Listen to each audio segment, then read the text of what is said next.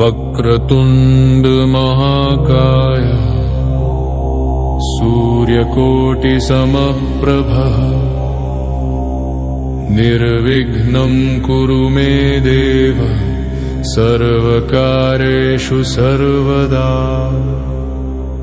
प्रणम्य शिरसा देवं गौरीपुत्रं विनायकं भक्तावासं स्मरेन् नित्यं आयुः कामार्थसिद्धये।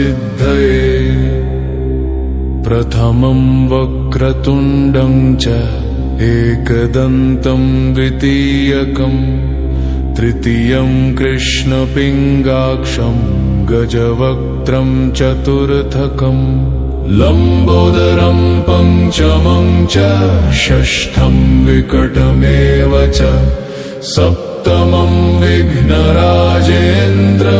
धूम्रवर्णं तथाष्टमं नवमं भालचन्द्रं च दशमं तु विनायकम् एकादशं गणपतिं द्वादशं तु गजाननं द्वादशैतानि नामानि त्रिसन्ध्यं यः पठेन्नरः न च विघ्नभयं तस्य सर्वसिद्धिकरं प्रभो। विद्यार्थी लभते विद्यां धनार्थी लभते धनं पुत्रार्थी लभते पुत्रान् मोक्षार्थी लभते गतिम्। जपेद् गणपतिस्तोत्रं षड्भिर्मासे फलं लभेत् संवत्सरेण सिद्धिं च लभते नात्र संशयः।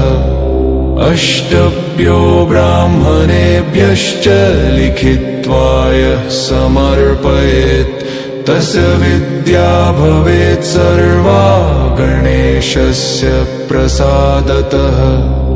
इति श्रीनारदपुराणे संकष्टनाशनं गणेशस्तोत्रं सम्पूर्णम्।